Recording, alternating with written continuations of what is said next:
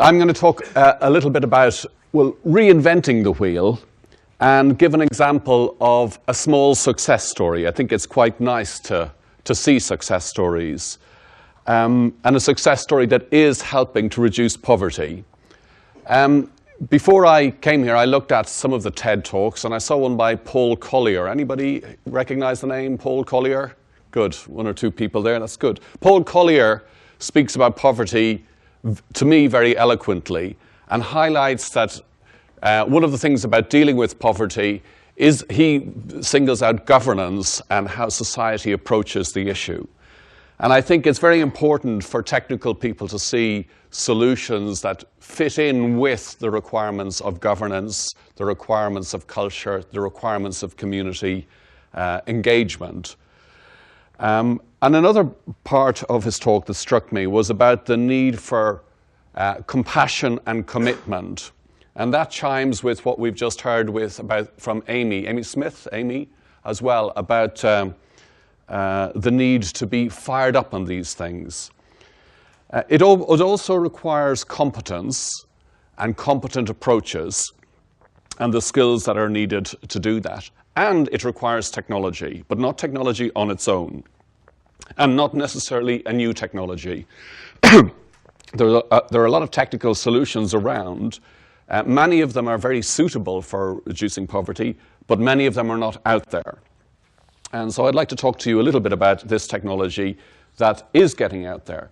But first of all, I'd like to just have us think a little bit about poverty. I was in Malawi, it was last year actually, and sometimes there are debates about what is poverty. In the foreground of this slide is the village well. If you have to get your water out of that hole in the ground, you're poor. That's a fairly clear indicator of poverty. What's going on in the background is an attempt to improve that through the use of this simple pump that I'll come to in a moment. But just while we're on the statistics, there we are. More people die from unsafe water and the diseases associated with it than from all forms of violence, including war. And that was a quote this year from Ban Ki-moon, who is the UN Secretary General. And that's despite decades of investment in improving water supply in poor parts of the world. Although there has been a lot of progress in that, it still is a very big area of need. And if you put beside that sanitation, you've got 1 billion people who don't have access to clean water, and you've got 2.5 billion people who don't have access to good sanitation. So there's plenty of work to be done. I just like to share with you a personal story. In 1980, I was working in Tanzania, and I got some very useful manuals from, it was an organization called Vita. And I thought, oh, these are very nice manuals about building a simple pump. So I set about it.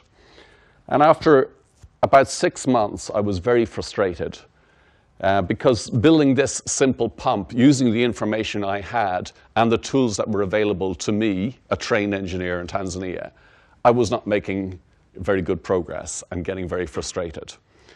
Eventually, I got it working. I found ways of getting information. The internet wasn't accessible to me then.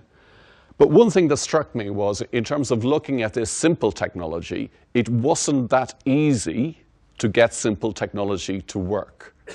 It can look very simple once it is working, but getting it to work can be a challenge. And if I, as a young engineer, trained with a practical background, was struggling on that, how much more difficult would it be for people who hadn't got that training or that support that I had? The farmers, the busy mothers collecting water. So there are some real challenges there. Now, I went on to work on this pump myself over a few years, and other people I knew were working on the pump.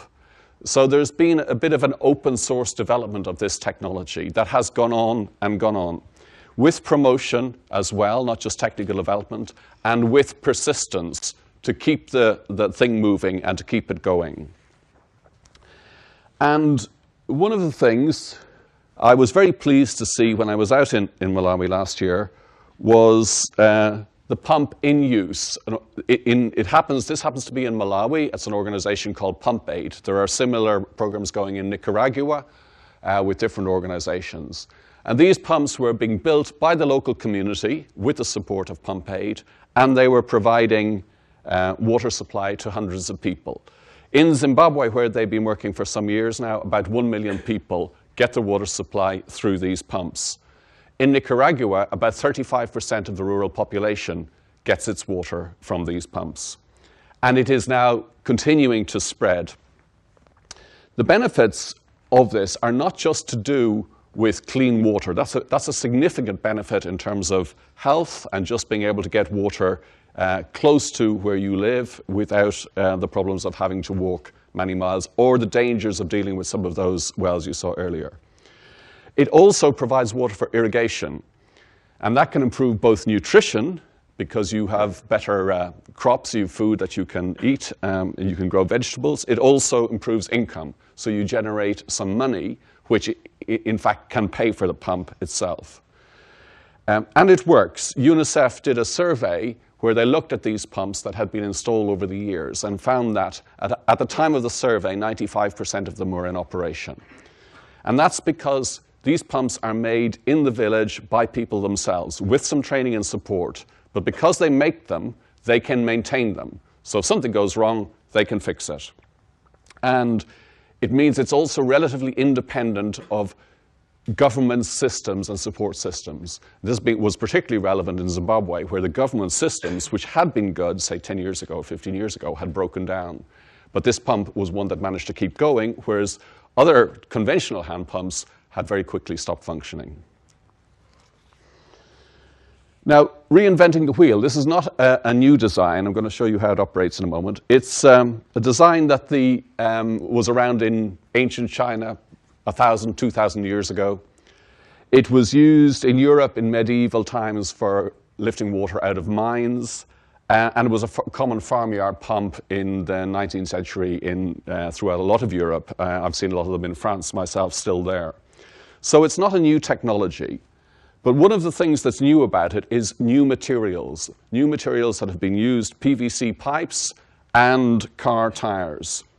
But just in addition to the technology, the hardware side, there's also an approach to the software and to promotion and to getting it out there.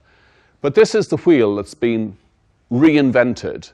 That wheel is made from the rubber bit you see is part of an old car tire or a truck tire that's cut away. These things, they're not used, you find them very easily in the marketplaces throughout developing countries. And it's a very clever piece of engineering because it gives you a pulley wheel, which has a good grip for lifting a rope, as we'll see, and it releases the rope. So from a technical point of view, it's a very good design. I will demonstrate. This is part of the important part of getting the pump out there, an important part when I was working with it, which is a wire toy model, which is used for showing people how it works, for training. And if we put it in here, and I'm going to risk splashing, you'll see how if you turn the wheel, when I turn it fast enough,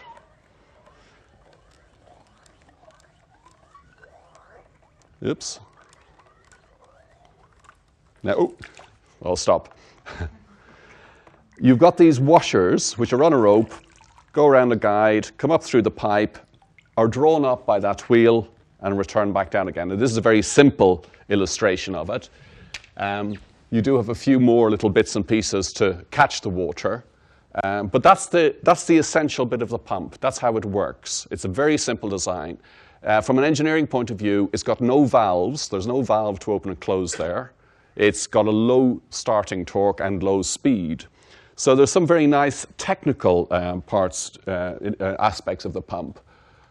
The guide, that's not a very good, that's the bit down the well where they're encased in concrete, you put your rope guide so that guides the rope, as you can imagine it coming down and going back up through the pipe. But as important as getting the technology, the technical aspect right, is getting the engagement with the community right. And this is something that, again, when Amy was talking there earlier, talking about the importance of long-term learning and long-term engagement. It's also important to get the right image. Marketing and branding can be important as well, is very important. In Zimbabwe, it's marketed as the elephant pump because it gives an image of strength and durability, which tallies with the 95% operation. It also requires training in how to make the pump, and training trainers in how to train people. Because if you want to get it out at scale, you have to look at this. It's not just enough to develop the technology. You need to design the system for getting it out there. The other thing that has to work is the money. For a community installation, including the well and the pump itself and improving the well, it's around about $1,000. Now that's well beyond the reach of individual people, but it's much lower cost than conventional hand pump installations, which can go up to $10,000. So it is a low-cost solution at community level. It can also be made at individual level, costing as little as $100 if people know how to do that. And it's a technology that can be used with farmers. So it is much lower cost than many other alternatives for the capital investment. But because it lasts a long time, over many years, it also works out to be much lower cost per unit of water delivered and per person served.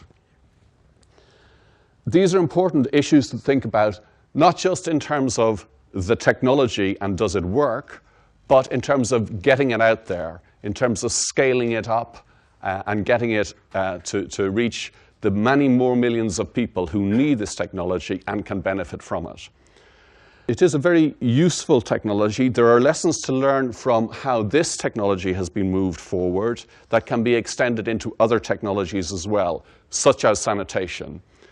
And for me, the key lesson on this is that complementing the need for good technical design, because although it's very simple, it's very easy to get it wrong, complementing that technical design is the need for good design of promotional programs and a long-term approach.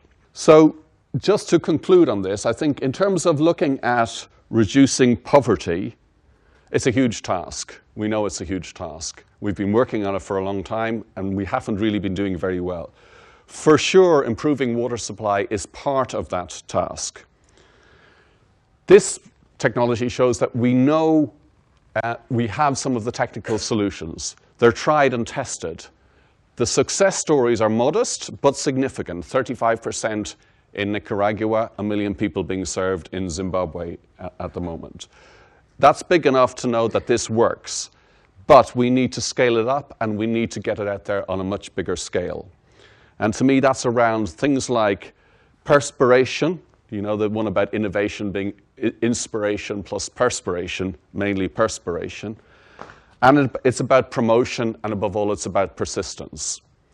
And as I think it's somebody who had a similar name to myself who's a builder, Bob, can we fix this one?